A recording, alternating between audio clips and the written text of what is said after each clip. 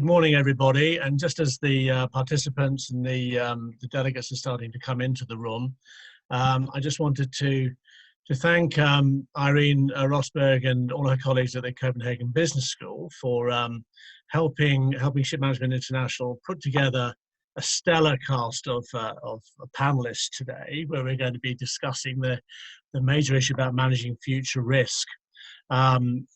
Ship Management International, we run these webinars and these roundtables, and since the COVID-19 pandemic, we've moved online like everybody else. It's given us an opportunity to really reach out to the decision makers and the thought leaders in the industry and a lot of really emotive issues. And I think today is no exception.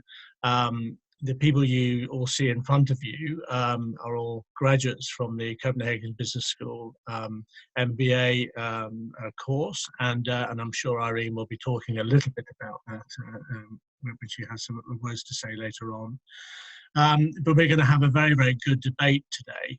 Just a bit of housekeeping rules. I'll be asking all the panelists to sort of give a couple of minutes of their sort of view, their policy statement on the whole issue of the managing future risk theme, and there'll be a lot of areas that we'll be able to cover and talk about, and then we'll then be opening up the discussion to a broad debate.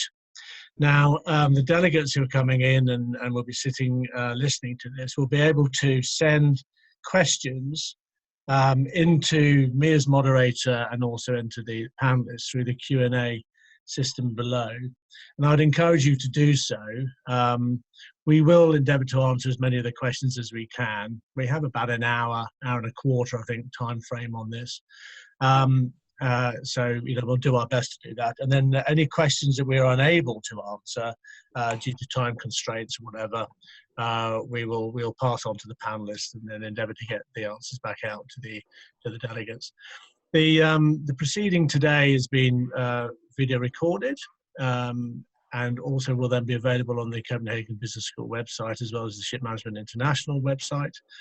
And then the debate will be covered in the forthcoming March-April issue of SMI as well, and will be sent out to all of its readers. So before I pass on the microphone to the panelists, just to give their 2-minute perspective, I just want to really go through the panelists. We're very, as I said, very excited and delighted to have a stellar group here, headed up by IRENE ROSBERG, who's director of the Executive MBA in Shipping and Logistics, basically known as the Blue MBA at Copenhagen Business School. Irene is very well known to all of us and to you, has appeared on many of the lists of prominent women in shipping, and quite rightly so. And we look forward to her contributions today. We also have KRISTIN WAGLE, who's a business development manager for Maritime digital solutions at Kongsberg Digital. So, Arla, welcome, and we look forward to your views as well. Thank you for your time today. We also have ALEXANDRE EYKERMAN, who's Energy Business Director at Wärtsilä in the Middle East. So Alexander, you're going to add in a good technical element there into the debate today as well. Thank you very much. I'm very excited to have Captain Michael ELWERT here. I've known Michael for many years, probably one of the best conference moderators I've ever come across, I think, in the shipping industry. But Michael's COO at Global Ship Management at the V Group, and I think we'll be getting our money's worth with Michael's comments today. Then we have Thomas DAMSGAARD, who's Vimar Consulting Partner and External Advisor. So Thomas, and thank you so much, Thomas. I know you're in a different time zone at the moment, so whether you are extending yesterday or starting today early, I don't know, but thank you very much for getting up early for us. We appreciate it. We also have METTE ROSENBY, Contract and Administration Manager, Marine and Offshore for Denmark, Sweden and Iceland for Bureau Veritas. So thank you very much indeed for coming on today. Looking forward to your comments. We also have Captain Prashant Vij, Head of Responsible Ship Recycling, Fleet Technology, Fleet Management and Technology at AP Moller Maersk. Prashant, your views and comments will be eagerly listened to, and look forward to hearing those later on. And Martina Minders, Managing Director of Marine Ship Management. Martina, thank you for your time today, and we look forward to hearing your comments. Okay, so as I said earlier, thank you to everybody. As I said, we've got, it's about 10 UK time now, so we've got probably about an hour and a quarter. So I'm going to ask the panelists just for 2 minutes, please keep it strict to 2 minutes, just give me your views on the subject matter of managing future risk. There's a lot of areas that we're going to be talking about, but I'm going to hand over first over to ERLE. ERLE, can I get your thoughts on that, please? Yes, good morning, everyone. My name is KRISTIN WAGLE, and Business Development Manager at Kongsberg Digital. The pandemic has had severe impact on the shipping industry. We have been bound and limited by global restrictions. We've experienced fatigue and despair, and that has forced us to change and to think differently. So now, imagine that you have a virtual twin of your ship that allows your people to familiarize themselves with the ship, its equipment, and its operations before they go on board. Imagine that you could simulate and practice on difficult situations for your vessel so that you know what to do if they occur. Imagine that you have cloud-based simulated training available anywhere, anytime. Imagine that you no longer need to send a man down to the tank for inspection because you have a drone. Or there is no need to send a diver down to check the hull because you have a robot. Imagine that your manufacturers have online access to the onboard equipment so that they can perform remote diagnostics, condition monitoring, upgrades, and services. Imagine that you, as a ship manager, have online access to your vessel's bridge and engines room so that you directly can assess if difficult situations occur. You have full control of the vessel's performance, voyage, and emission data, and your reporting is automated. But this is not imagination, this is now. 2020 has taught us that it's possible to manage risk, ensure safe operations, and optimize performance under difficult circumstances. And I believe that that journey has just begun. Thank you very much, ERLE. I thought you were going to also say, imagine what it's like to go out for lunch, but because we're all in lockdown. But it's like this. Thank you very much indeed. Some very, very good food for thought there. IRENE, let me pass the microphone over to you, if I may, and just your views on the subject of managing future risk. But also, you might want to say something about the Blue MBA as well, and the importance of that as well. But I'll leave the floor to you. Thank you very much. I'm so delighted to be amongst my graduates. Lovely to be with you. Thank you so much. I think that ERLE has really put it very much in context what we are against. As a program which we take pride in grooming the next generation of CEOs and top management for this industry, I also like you to imagine what we need, really, what kind of skill sets we need to make sure that we are facing all these challenges that the industry has been hit by this pandemic. So one of the things that we have realized as an educator for this industry is that we still need to stay current, we still need to stay relevant, and we still need to go out and see what is happening in this industry and how we are going to be translating those into our academic program. And this is what we are doing on an ongoing basis. So the program that we offered perhaps in the cohort of the last cohort is not going to be identical to what we are going to be doing for the cohort, for the incoming cohort, because of course we have to make sure that the program stays current and its relevance to the industry that we are serving. So our role is actually to make sure that these challenges that our graduates, the personalities on the screen are talking about, we are going to be very observant. We are going to be very much in line with what is happening, and we are going to be bringing those into our academic program. You are going to be looking at risk assessment in an entirely different way. You are going to be looking at the supply chain in an entirely different way. You are going to be handling the acceleration of digitalization in an entirely different way. And imagine, we need to make sure that all that is translated into our academic program. Thank you very much indeed, Irene, and very well put. Okay, I'm going to bring in Alexander now. Alexander, if you can just give me your potted views on the subject matter at hand. Thank you, sir. Yeah, thank you, Sean, and morning to everyone, or good day. Obviously, Dubai, we're already in the afternoon. So yeah, my name is Alexander. I'm actually managing director of our Middle East activities, which include marine and energy. But at the same time, what we love to do in our companies, I'm also heading the whole energy sectors. So I have a double view in this, looking from the energy sector and looking a little bit from the marine sector. And I think managing the future for us, and when we look at, the pandemic and the unprecedented challenge that it has brought, there's three reflections that we took it for granted that today will be accelerated. Is the speed of reactions, is the role of digitalizations, is, as it was mentioned by ERLE, we're going to bring more digitalizations into that world, and we're going to have to accelerate much faster. So I would really, probably during the whole panel discussions is, speed of reactions was one of the key, immediately implement, robust health protections, creating a better environment, and looking at our people, and by supporting the customer. Operation flexibility was, of course, around the digital world, and probably the last and third, probably the most important, was also around the essential workers. How do we address the crew? How do we address the field service?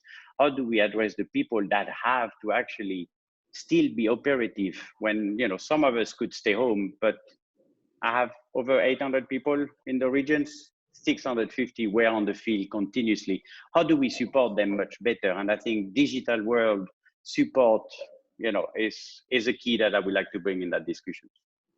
Thank you. Thank you very much indeed, Alexander. Thank you. Some good points there. And saying to the panelists also, just take note of what your fellow panelists are saying, because I'll be relying on you to jump on and to raise some points with them later on. Mette, let me come over to you and get your thoughts. Certainly from a class perspective, but your own personal thoughts as well. Yeah. Hi everybody. I'm Mette. I'm representing Bureau Veritas Marine and Offshore. Of course, the major risk at the industry level, right, following the COVID-19 is of course related to the onboard health, the safety issues on board, preventive measures, how you manage infections when they occur, and the recovery plans. And of course, the classification societies are involved in that. Of course, for the industry, crewing issues about timely crew changes have become a major problem due to the travel restrictions, but as a class, we are not really involved in that. Of course, ship quality, the safety of the ship is, of course, a major issue in connection with COVID-19. We're talking about remote surveys, but of course, it's very clear from a classification society's perspective that you need to make a split when you talk about remote surveys. It's COVID, force majeure related, and it's non-COVID-19 related, because classification societies have carried out administrative jobs for many years. It's now just more fancy to call it remote surveys. And of course, we use remote techniques also, which is a combination. You can send in a drone in a tank to have close-up pictures, and you can do underwater vehicles remotely to take under the hull underwater. But of course, anything related to COVID-19, it's been permissioned by IAX and the flag authorities to postpone the periodical surveys. It could be whether it's a 3 months postponement, it's extension of certificates. But if you're talking about non-related COVID-19 things, of course, we don't need to send a surveyor on board if you're missing an anchor on board. We can handle that, and we can also extend some certificates, etc. But of course, as Alexandre mentioned, the speed and the accelerations of digital solutions and remote survey centers, which BV has now in 8 locations, of course, has been accelerated due to COVID-19. So now it's, of course, cybersecurity, which is a major concern also with the digitalization. Yeah, I think that's from me. All right, thank you, Mette. Thank you. Prashant, can I bring you in now? I mean, it'd be interesting to get your perspective, and certainly maybe from your side of the industry, looking at the sort of ship recycling fleet technology side, and certainly as far as AP Moller-Maersk is concerned. But a couple of minutes from you, sir, on your thoughts and views. Sure, thanks, Sean. Captain Prashant Wedge, and I'm leading responsible ship recycling across geographic and brands at Maersk. Having one of those things that comes to my mind when it comes to risk as a seafarer, and a very proud one, has been that we've been ship managers and asset managers, and the key risk that we have seen and we've managed well has been about seafarers, and the way we've managed to actually have them sign off. Very early in the process, there has been a lot of traction that we've managed to actually have to be able to push the authorities and the governments right at the top to be able to draw the necessary attention to have seafarers. And there's more and more work in that regard that went very early on. At Maersk, of course, we had to keep the value chain moving, and a key area for us was to keep the ships operating at the same time our terminals up and running, for the freight to keep moving. One of those things that we've seen that has happened quite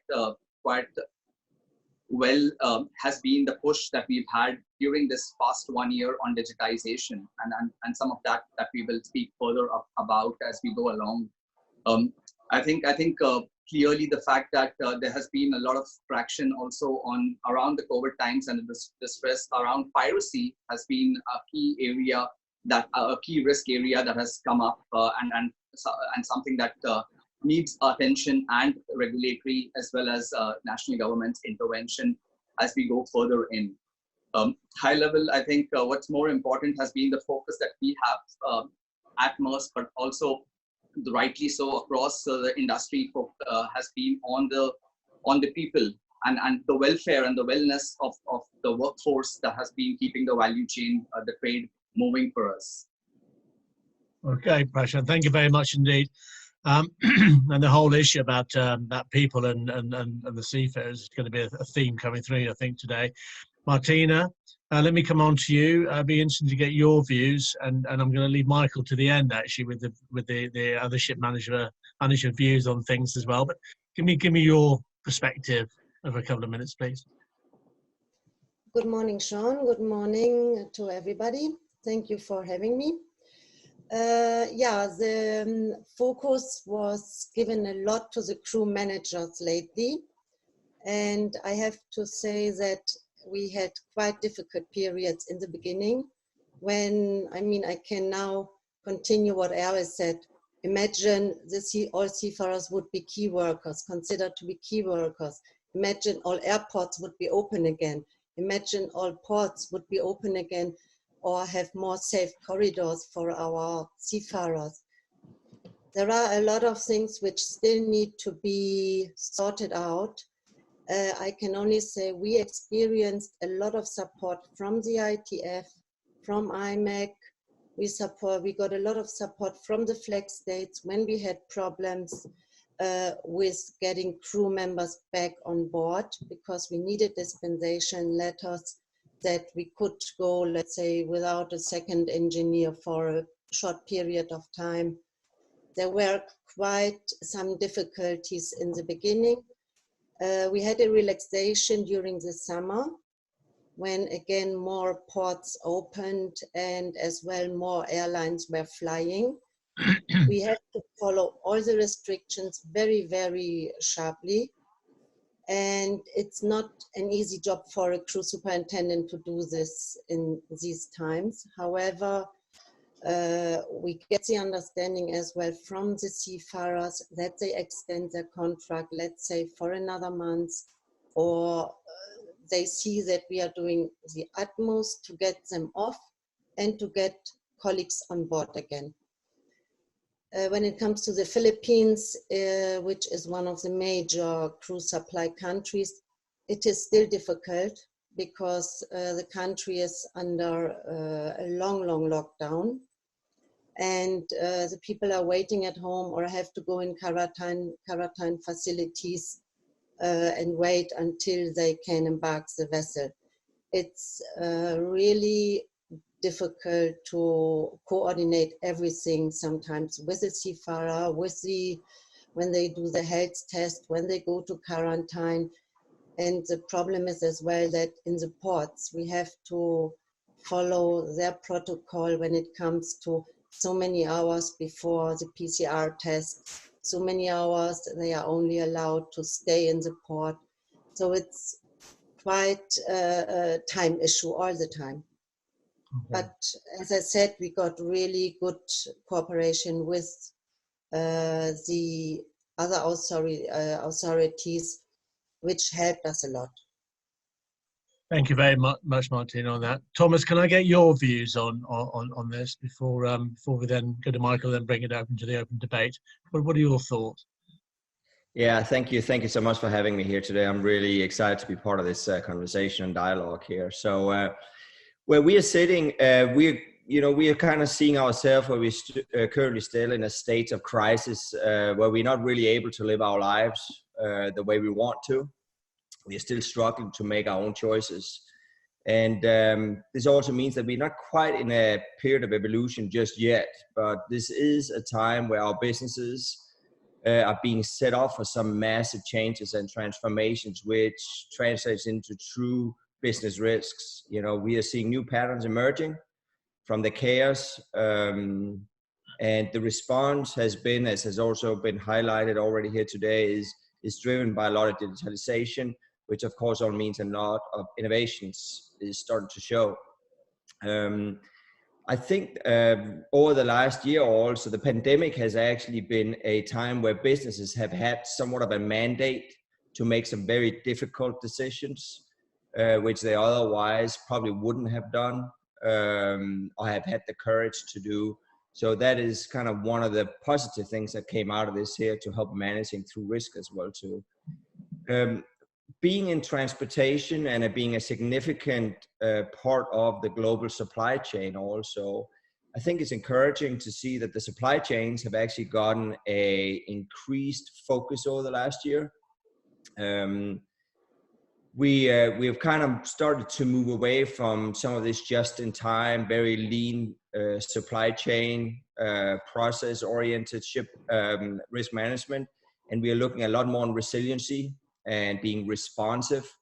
We've seen that just-in-time supply chains have cracked under the pressure because of container carriers, rolling shipments, the lack of equipment, containers, and so forth. So these risks that we are seeing within maritime and transportation has been cascaded down into the further supply chain as well too.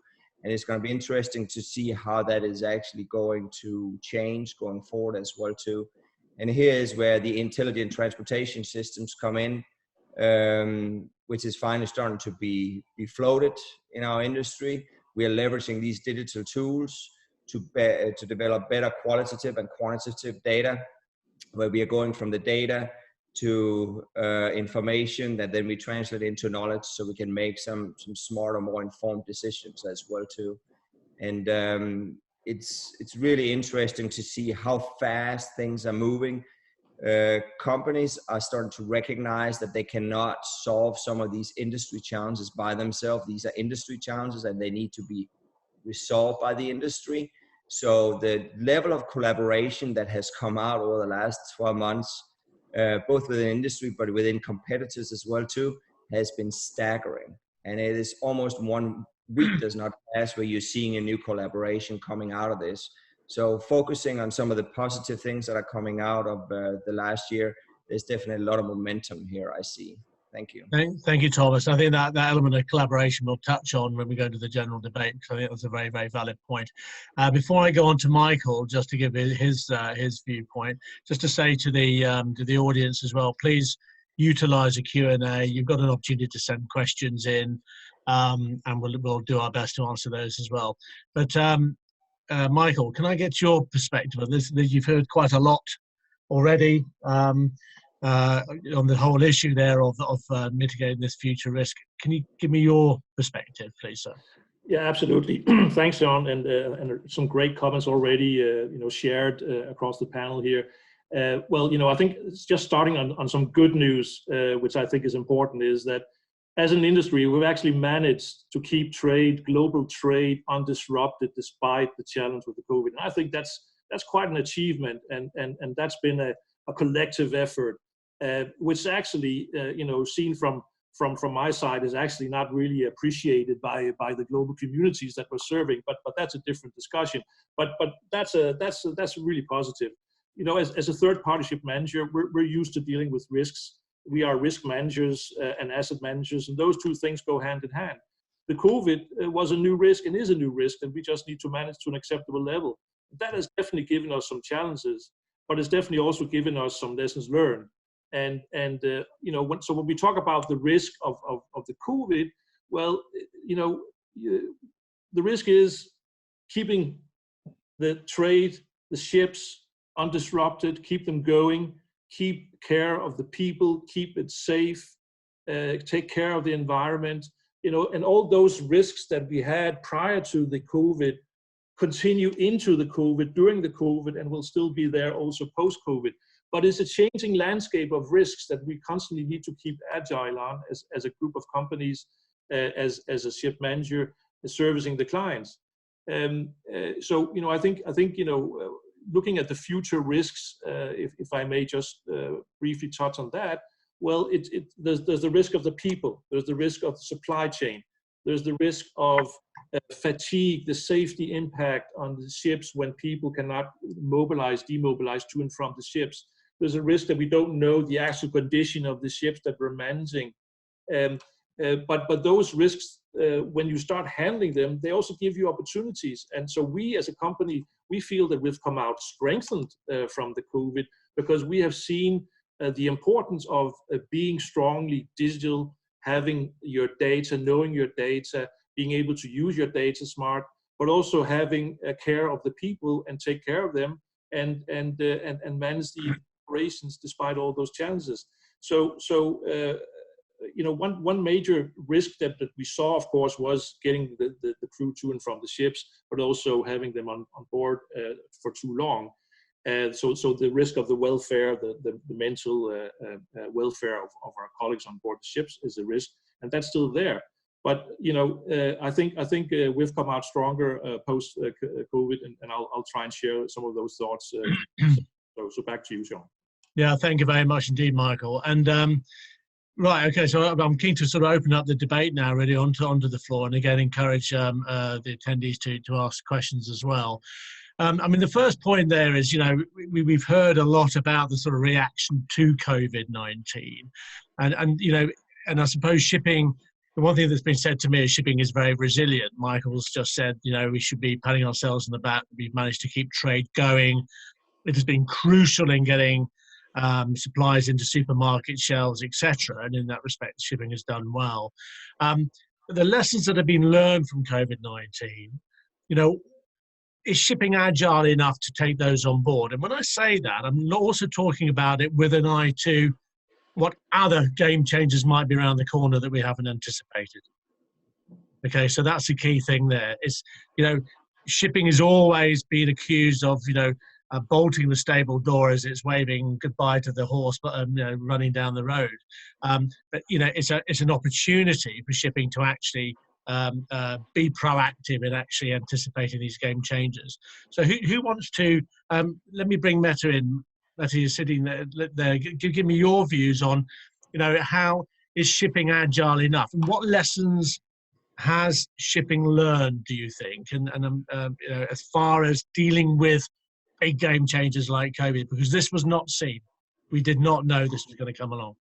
No, for sure. I mean, of course, shipping has always been volatile, and I think they've always been pretty good at adapting and coping with things. Of course, for the health on board, I mean, it's a major focus right now. So, and now in the future, it's not only COVID-19, it could be any infection. So with BV and in collaborations with the ship owners and ship managers, and we have to look at things with, if it happens, how do you deal with it on board, and whether it's air circulations, filters on board, and when you're dealing with the digitalization, I mean, it's right now you're also dealing with ships how they are today, and if with regards to helping them on board, some of them are offline. They need to submit documentations via email.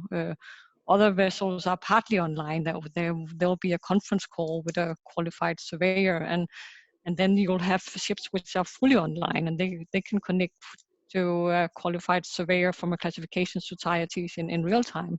The IAX has permitted right now, due to COVID, that the classification societies are allowed to support each other. So if an accident happens or a surveyor needs to attend at a remote survey somewhere at a remote location, BV can attend on behalf of DNV, or ABS can attend on behalf of Lloyd's Register. So of course, I mean, there's and of course then you have all about the environment, and that's a new digitalization, and you're talking about engines, propulsion systems, fuel, batteries, power. I mean, that's a new thing we're also dealing with.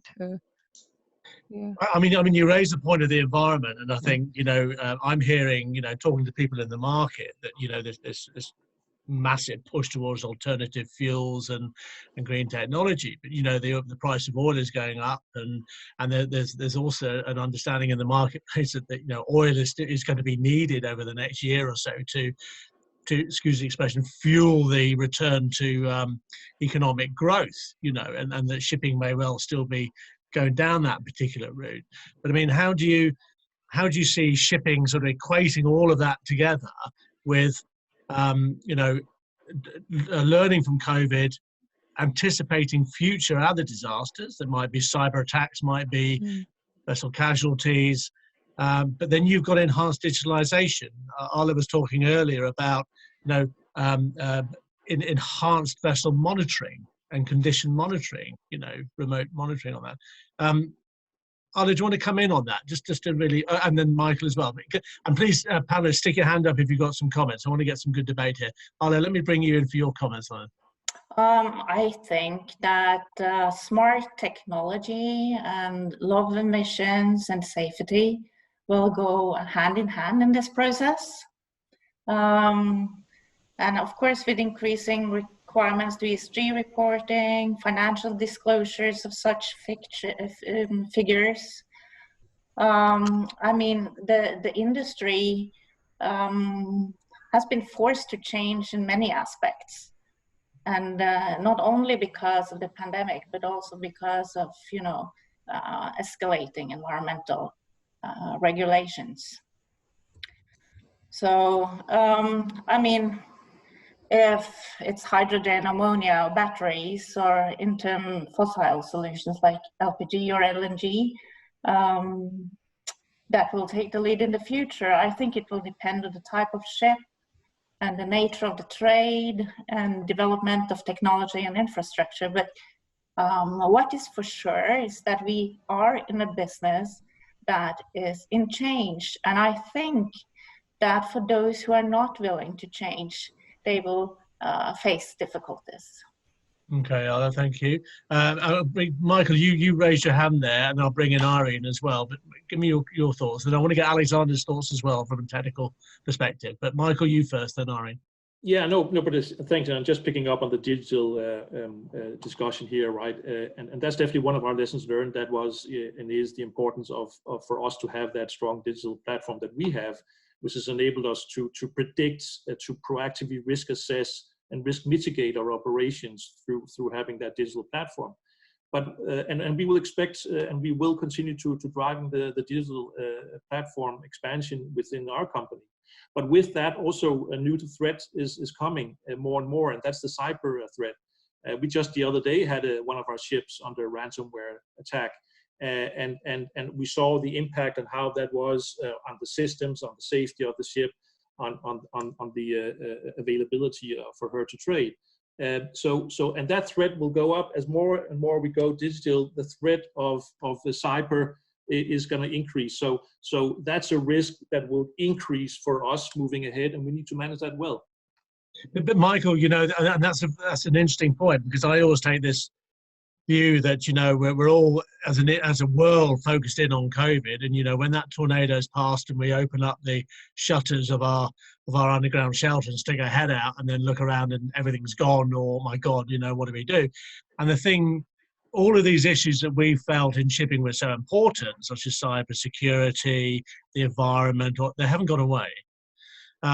And is this something that, you know, how can this be tackled you know, more effectively as far as the industry is concerned? Is this where collaboration is going to need to come in?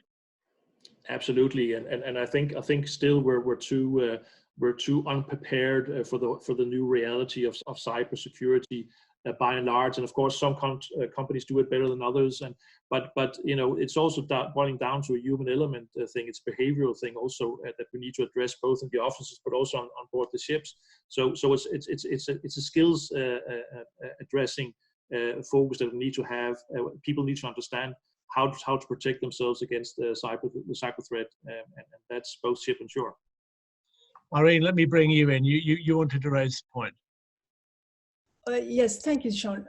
Just a couple of things. First of all, yes, Prashant, Michael, Mette, you all talked about the cybersecurity. Of course, more digitalization, more cyber threats. That's for sure. But all in all, I just wanted to say a few words about the agility of the shipping industry. You know, when all this happened, I personally was thinking about the 2008-2009 financial crisis, and my God, what's going to happen? But this time, and as Michael very rightly said, shipping has been facing, you know, these sort of disasters one after the other. The only thing which made this disaster a bit different from the others is a health issue of the people, which was the most important, what really we couldn't have a control on. But when you look at the shipping and you want to see how agile it was, you look at the container industry, which has really come out of it really very, very good. Because what? Because they have actually learned lessons from the previous disasters. If you look at the 2008-2009 situation, you had the order books which were more than 50% than the size of the existing fleet. This time we had an order book which is like about 10% according to Clarkson. That means we are in a much better situation to build on that. Also, I think the ship owners have got a different mentality that you really do not, you can actually go asset light. That would actually help you to rebuild much quicker. And then of course, what Thomas pointed out on the supply chain, which is one of the most important things, and I'm sure that Thomas can build on that much better than I do, is that people started looking at regional supply chain rather than focusing everything outsourced from one single source like China. So I think that those are the areas that shipping has done really well in the current situation. Do you want to come back on that, Thomas? I mean, and you know, that whole thing about deglobalization, you know, decarbonization, digitalization, deglobalization, all sort of very important aspects. Do you want to have a comment on that? Yeah, I will. And so I only think we need to kind of look to the third quarter reports from Maersk, where they're kind of laying out this new reality that we're operating in here. Again, they are talking about agile capacity management, you know, deeper cost controls. You know, they have a stronger focus on customers, almost obsessing about customers. This is the Amazon mantra as well too. And you know, we're starting to see a reimagining of operations for growth within maritime, which is really exciting. And over the last few years, container industry, who is notoriously known for racing for zero when you're looking at freight rate, have actually started to integrate a lot deeper with their clients, getting their clients in on these new ERP systems, which is giving them a transparency to demand from the clients and the clients' clients. And that is enabling them to make better informed decisions as well too. And this new digital capability is really building a lot more resiliency. And you know, we are going to see more of this within our own ship management aspect of it as well too, where we're going to start integrating our vendors a lot deeper. And this is where I'm talking about this level of collaboration that is going on right now, and using these digital platforms. The other aspect of it that I think is really important, because we talk a lot about systems and technologies here as well too, but it's actually about, and this is what IRENE brought up as well too, it's about getting the human factor to kind of follow this trajectory and this pathway as well too. So we need to develop professionals that are actually able to engage into these dialogues that we are having here. Change starts with changing the conversation, and people need to gain these tools, both through collaboration, but also through bettering themselves and also learning from other industries. So we can push our industry forward and help navigating these risks. But again, I'm like Michael, I'm very encouraged to see that trade has continued for maritime. I think it's a condition of some inherent drivers in maritime, where we are used to operating in very disorganized environments all over the globe. So there's very few things that can kind of bring us down when we are faced with challenges. Comparing that to the airline industry, which is very structured, very regulated, and you could see how they just it just fell apart for the airline industry very fast. Yeah. Prashant, let me bring you in, then Martina. Then I've got a question for Alexandre. We've got some questions coming in from the audience, which is good. Prashant and then Martina, your views, please. Right. Thanks, Sean. Thank you also, Thomas, for picking up on Maersk and the Q3 report. I think it sets very well the context here. And yes, it has been for the longest time I know, the focus on customers and being the strategic pillar, understanding the needs of the customer and involving the people and building a workforce with focus, which is customer centric. I think it's easier said than done for an organization of our size. But I think the other key pillar that we've built up on is cost leadership. I think it's more important than ever before with the margins that we are operating in. And different operators around COVID have done differently in terms of optimizing the capacity. Irene, you touched upon how regional value chains were getting are going to be a thing of the future. And there, of course, alongside the capacity reduction, as we saw lower volumes in Q3, we had a lot of container operators dumping vessels back to the owners. The charter fleet was out.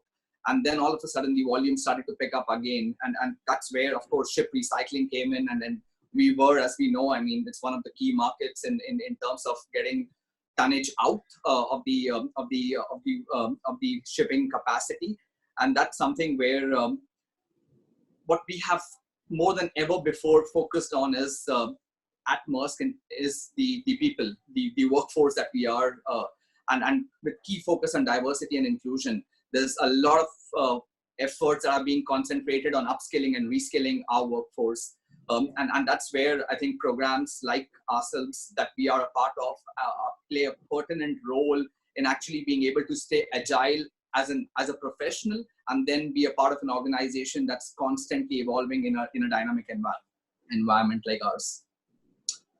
Brilliant. Thank you very much, Prashant. And before Martina, in answering your question, we've also had a question come in from one of the attendees saying, how do we attract more young people to choose a maritime seafaring career choice? You know, maybe you might like to give a little bit of a reflection on that as well, in response to your other comments. Yeah, I can only agree as well that definitely we need to be at the forefront when it comes to online training. We have people on board sitting which definitely need more motivation as well while they are on board, because somehow they are trapped on board and they cannot go ashore to get any inspiration when it comes to training or when it comes to learning. I think we need to do a lot with online training on board and especially as well ashore for the people who are now waiting to get the job back or to go on board. As well, the problem is because people sit in lockdown, they cannot leave their homes. I think for them it would be a change in the day when they can participate on online training and get their certificates already online. This is very important, where we have to focus on a lot now.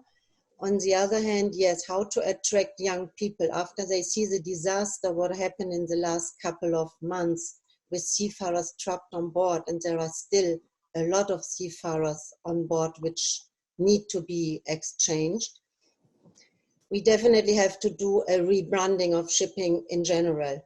We have to make sure that the young people are still interested to go to sea, and to motivate them and collaborate with the industry, with other stakeholders, with owners, despite the fact that it might be, the budget might explode a bit for ship owners, especially because crew changes are much more expensive than they were in the past.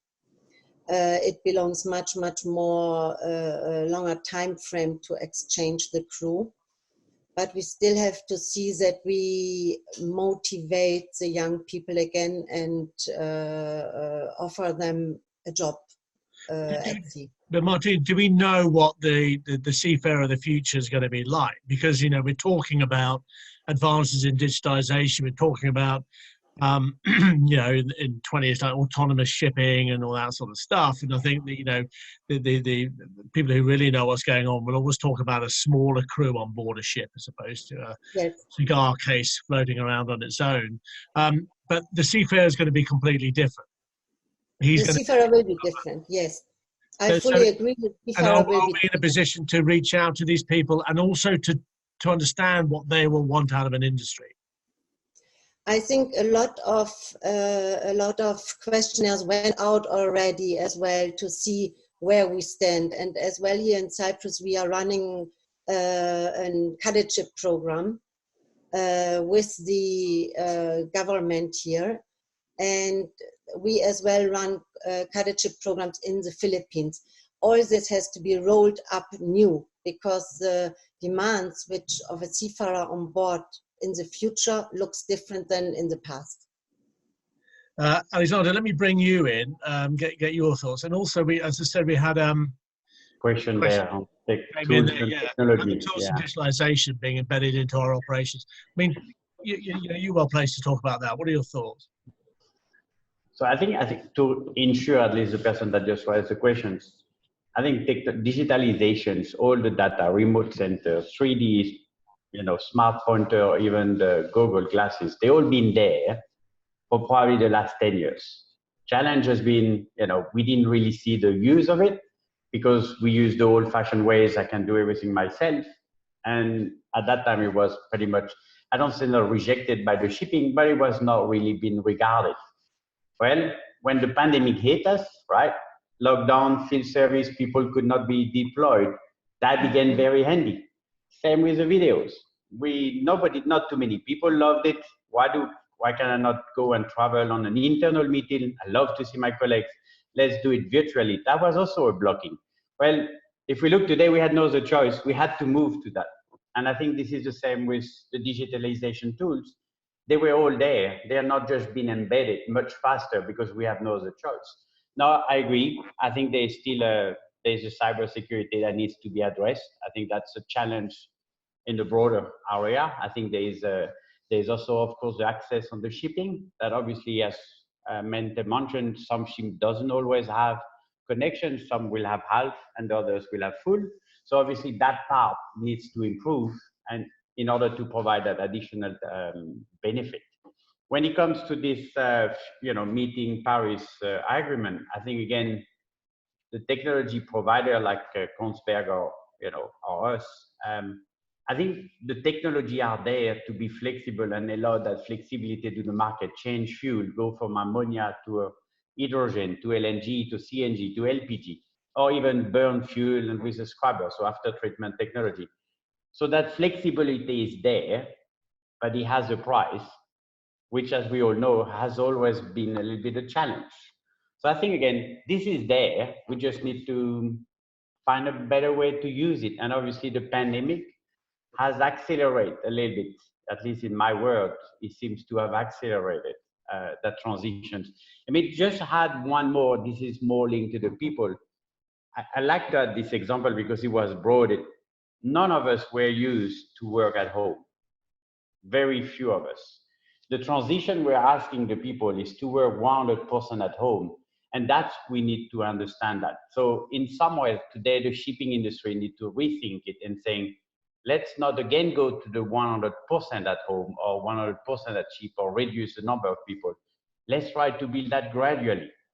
And I think at the moment, that's where I think we're all forcing as a possible risk, is that push to do 100% now might create the the well-being of our people. And like you was said by IRENE, people are crucial in the shipping. So that needs to be looked much more, because at the moment we're pushing way too much the envelope. Yeah. And that's where digital can help.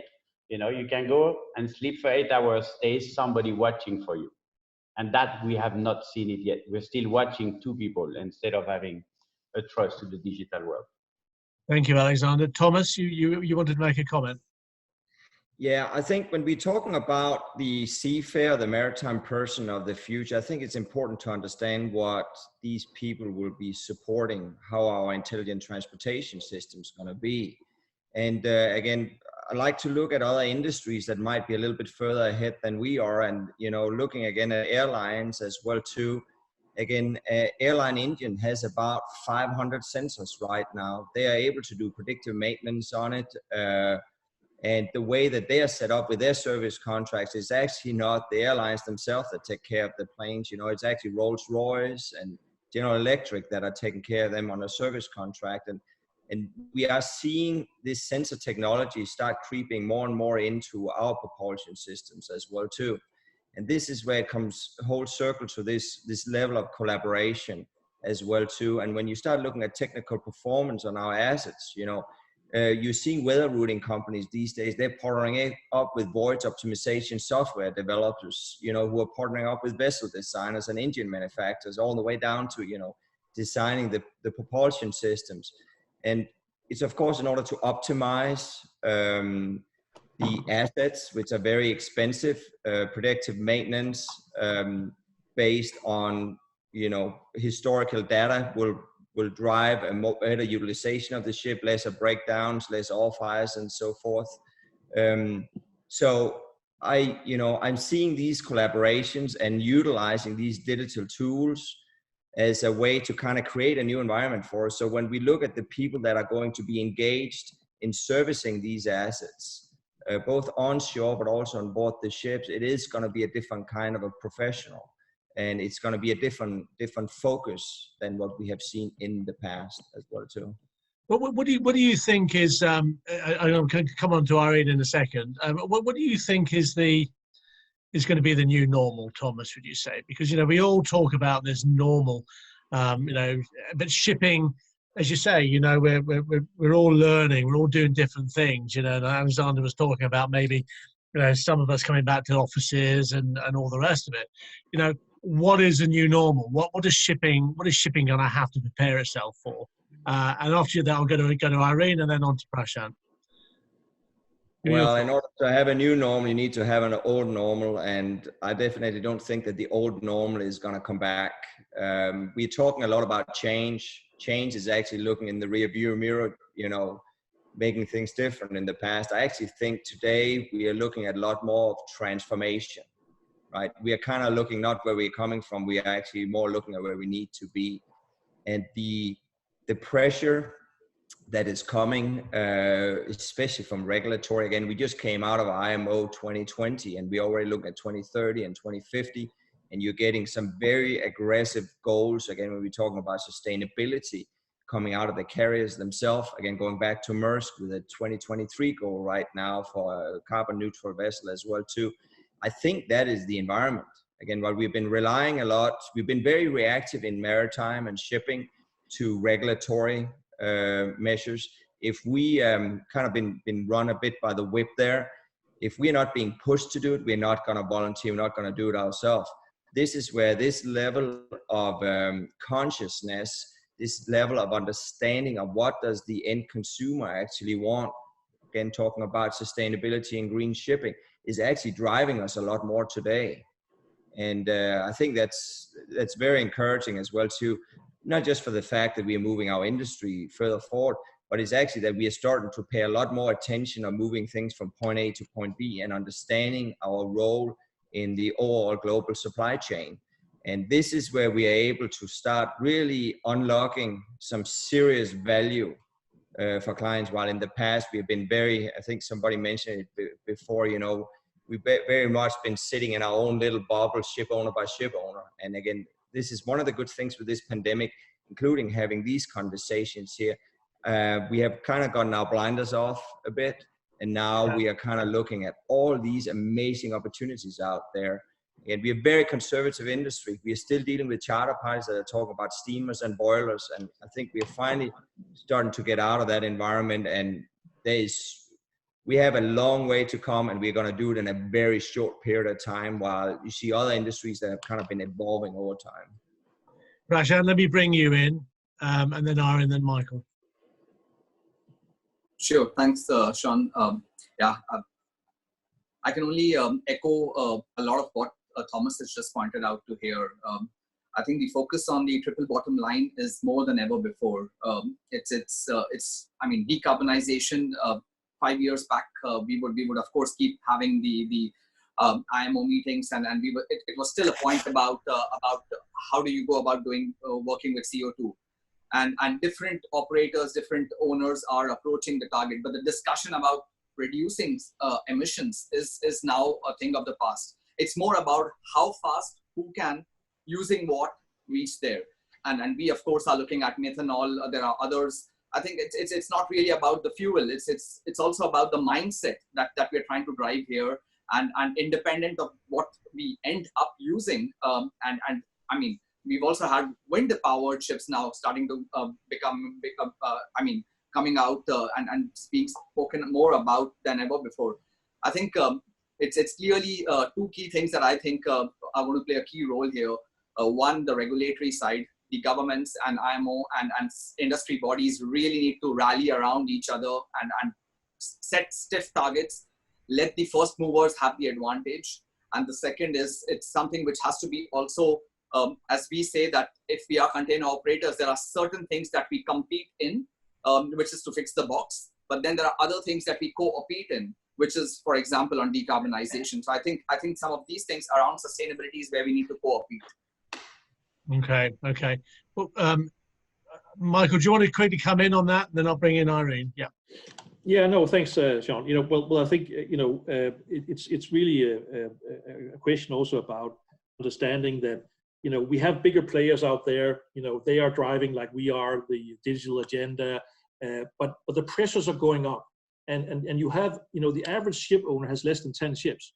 So we have to also face the reality here that a lot of the smaller owners, they're struggling with compliance to all these new regulations. They're struggling to manage under COVID restrictions. So what looking ahead, what we are going to see and what we believe in is that the value proposition of a global ship manager like us is going to be stronger and stronger, because we will be able to support those smaller owners with these complex questions. If it's environmental, if it's getting supply chain security performance to where it needs to be, if it's about having the right people at the right cost at the right time.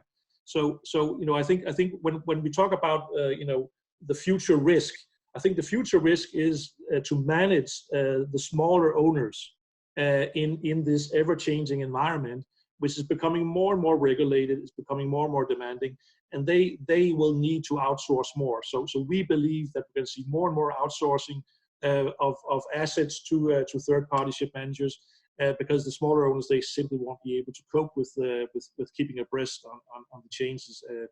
So that's what we see. Thank you very much, Michael. Irene.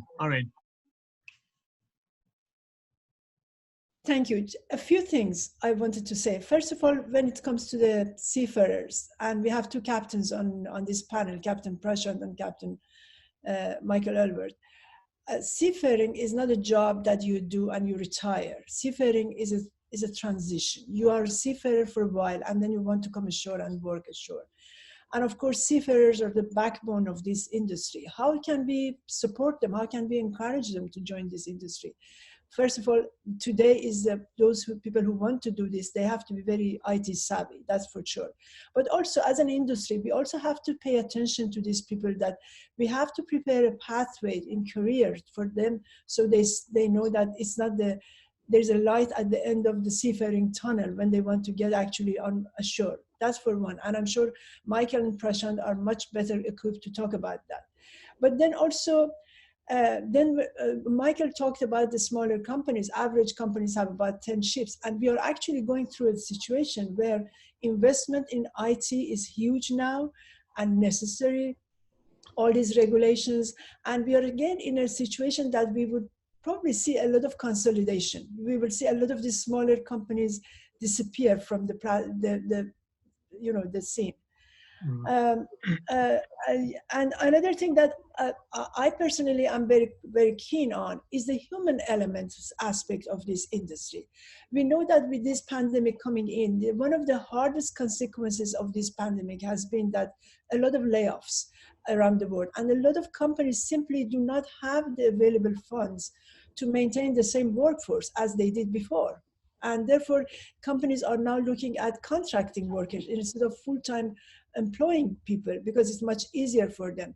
So it's important for the individuals to make sure that they would be getting out of their niche areas and have a holistic view of what is happening, so that they would be more attractive to the industry. And we would have very good, competent people to serve this industry. Thank you.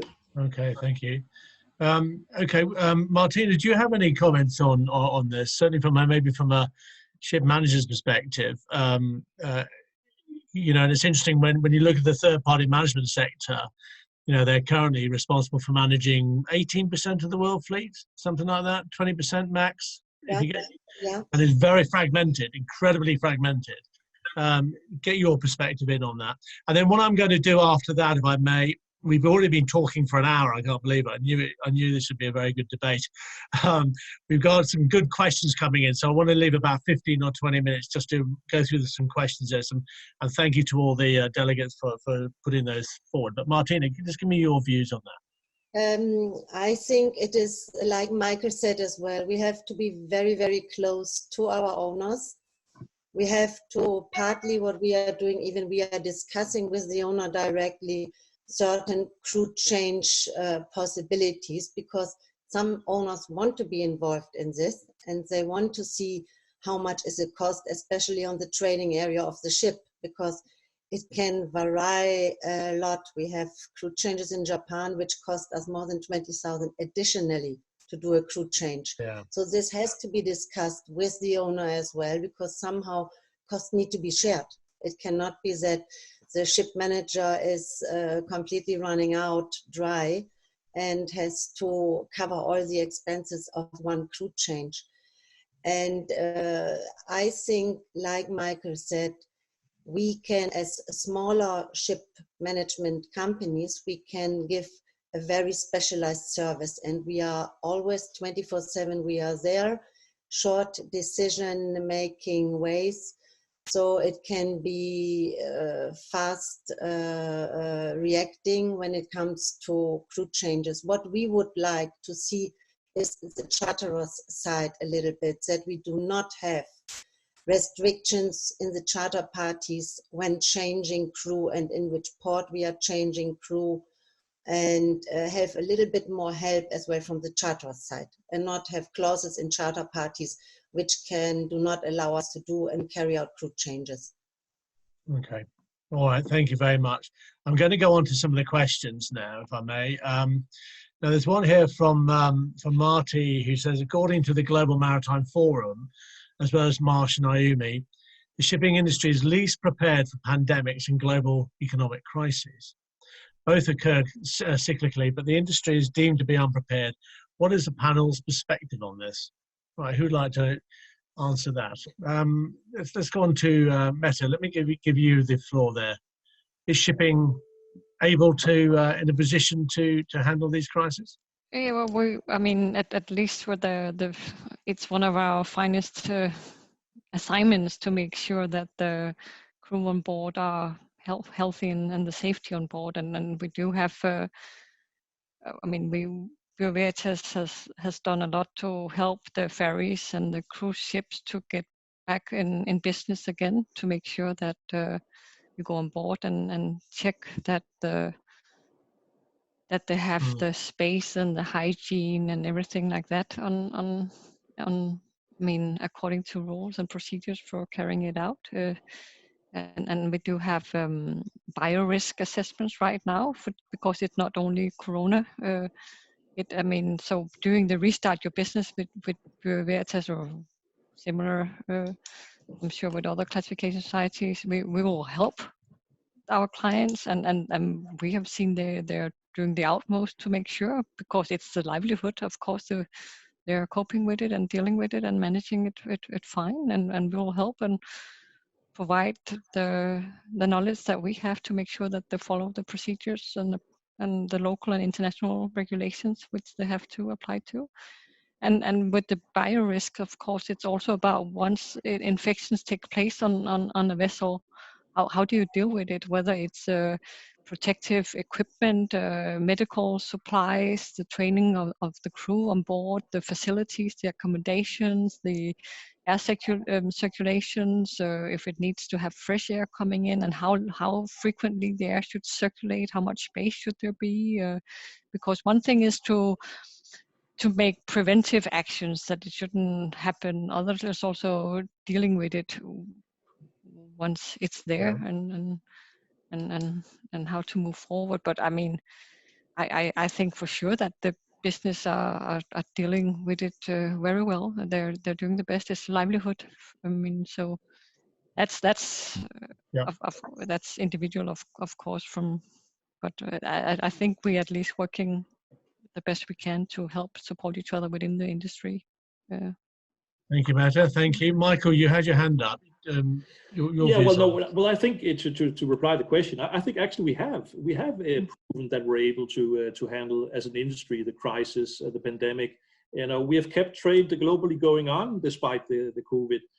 You know, so supply chains have been performing. Yes, there's been cost triggers, but overall, as an industry, we have delivered against the COVID pandemic.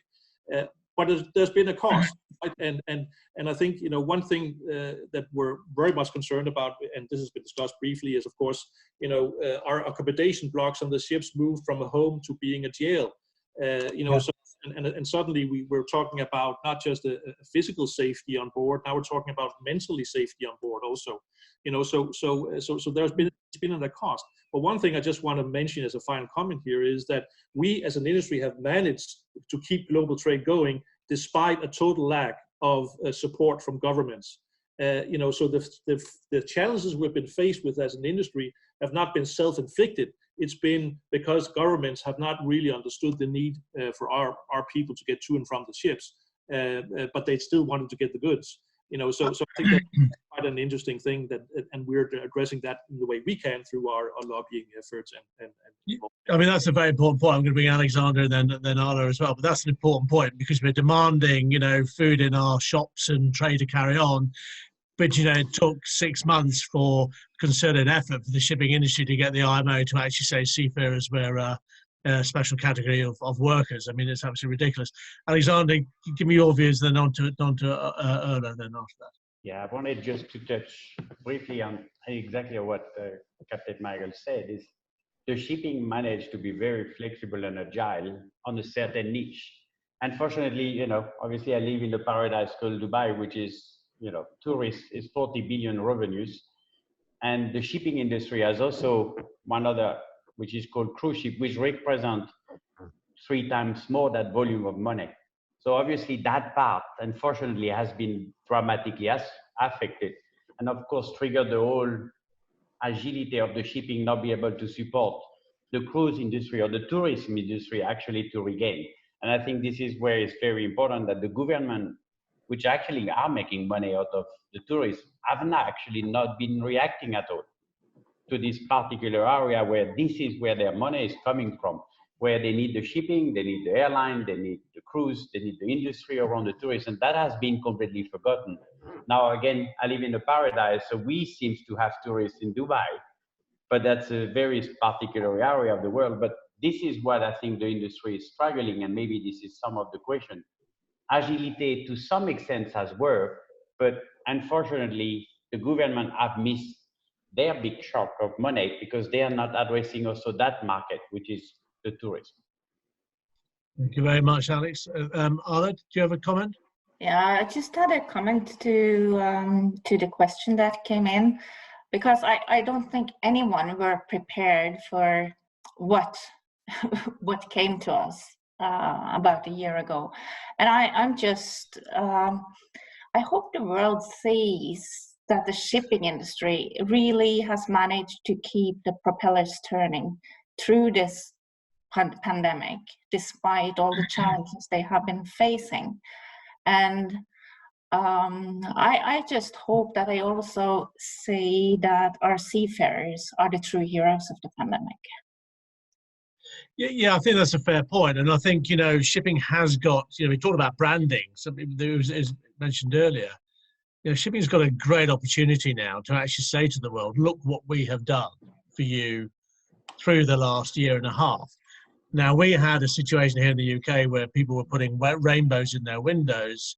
You know, children were colouring in the rainbows and what have you because of the COVID and the NHS. We were actually sending out to everybody pictures of ships so their kids could colour in ships to put those in the windows because they need to understand that the important role that shipping is playing. So, you know, it brings on that broader issue of shipping, again, looking at its own image globally, something we've been talking about. I've been talking about in the media for 38 years, since I started with Lloyd's List all those years ago. But that means collaboration, and that's going to be quite interesting. So, you know, interested to get some views on that. We've got about sort of 5 or 6 minutes left. Let me have a little look at some of the other questions here. Yeah, we talk about here managing future risk is different, can be related to the environment, weather, piracy. If a seafarer is affected with COVID, can it be an agile? Is there an agile response depending on location? I mean, this is an interesting point here that, you know, again, it's how it's been interpreted. MLC, for instance, you know, seafarers have to be at sea for a certain number of months, but, you know, they can't get off ship. So it's all about interpretation where, you know, our ship owners or managers, you know, infringing the rules and regulations. Has that been an issue, do you think, the way that different regulations around the world, regulatory authorities around the world have interpreted rules and regulations, do you think? Any comments on that? On the way that maybe seafarers are treated or the way that you've been able to carry out your work and your operations? Who wants to make a comment on that? Michael. Well, I think, you know, we have been faced by the challenges to comply with the MLC to a large extent, but it's been driven by the lack of support of coastal states to get our crew to and from the ships. So, you know, we've seen coastal states not allowing people to fly in and out, but the same coastal state has been sending down the port state inspectors to the ships and been highlighting, you know, you have overdue crew on board your ships and you're in breach of MLC and seagoing contracts, etc. So, you know, I think by and large, you know, that's one of our major concerns is the welfare of the crew on board the ships, and we're still going through a bumpy ride as we speak. You know, getting crew to and from the ships, taking care of them, and the whole MLC, in my view, has not really been effectful during the pandemic. It's been a farce in our view, honestly, and we would have liked to see much more enforcement of the Maritime Labor Convention into the true spirit of that convention. And I think you know, we cannot do that alone as an industry. We need the collaboration with all stakeholders to do that well. Yeah, Prashant, let me bring you in on that. Right, thanks, Sean. Yeah, I think the question also points to a pertinent challenge and a risk that we see and has had its cycles as well, and that's piracy. And that again involves the key workers here, that's the seafarers. We had a case in December and where clearly in the Gulf of Guinea there was call for international action. The governments needed to move, the situation had escalated. I think it's clearly one of those things when we try and join the dots on some of these questions that are coming in about youngsters asking about joining shipping industry, their careers, how do we move along, that we have to present to them the branding, as you speak about, Sean, which has to be stronger than what it has been so far. And there, I think maritime safety and the highest priority to the security of the crews and the seafarers is more important than ever before. And that again takes us back to the governments, the industry bodies, and collaboration to be the key. I was going to ask on that because, I mean, you know, shipping is fragmented and everybody has their own agenda to work to. I mean, how can, and I think, you know, when the piracy issue started many years ago and you had this Save Our Seafarers initiative, and we're trying to get the industry coming in together, and that sort of didn't really continue in the way that the industry probably thought it was going to. I mean, how can shipping improve its image? How can you overcome that issue? Is it going to have to be forced collaboration, or how are we going to overcome these issues, these problems? Michael, have you got a comment on that? Well, you know, I think the maritime community, we have seen a lot of common ground, you know, when it comes to focus on seafarer welfare, and a lot of good initiatives, and we don't need to go into detail of those, and that's very positive. But I think, you know, if you see it from the seafarers, I don't think they have seen any change. I don't think they have seen any impact on all those very good initiatives yet. So I think we still need to prove that the good thoughts that we as an industry are trying to address on MLC, on crew welfare, etc., are yet to kick in. And so from a seafarer perspective, I think they're still waiting to see that. And how well we manage that will impact our ability to attract future resources into the industry. Okay, well, thank you very much indeed, Michael, on that. I think we're probably a good time to sort of bring the proceedings to a quiet end. It's been an excellent debate today. We've been chatting away for nearly an hour and 20 minutes. It's been excellent, really.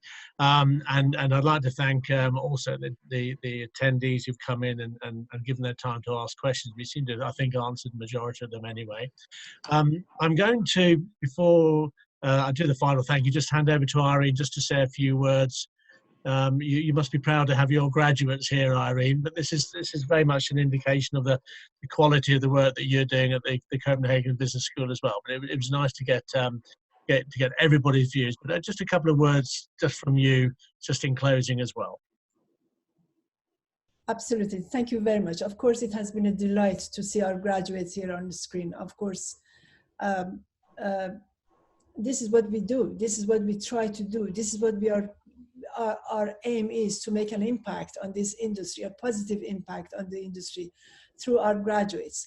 And we are working very hard to make sure that those people who are doing our program are definitely prepared for the challenges of this industry. Now these challenges, we have new challenges, and the COVID has presented us with some other challenges which require new skill sets. And we are working to make sure that those skill sets are transferred to our participants and graduates as we go along. I just want to say that we are also very much looking forward to our next class, which is thankfully starting in the middle of September this year. And hopefully by then the COVID has been a story of the past. So imagine a classroom full of people without restrictions. Thank you very much, Sean, for the opportunity. Oh, absolute pleasure, Irene. And ladies and gentlemen of the panel, thank you very much indeed for your time today. It's just been an absolute pleasure meeting you and getting to know you as well even more, and to share your views and your comments today. As I said, the proceedings will be available to view probably in the next week or so, a few days or a week, on the Copenhagen Business School website as well as Ship Management International. But thank you very much indeed for your time today. I do appreciate it. And to all the attendees as well, and let's all keep safe, and we'll all be shaking hands and seeing each other face to face sooner rather than later. Thank you very much, everybody. Thank you. Thank you. Okay.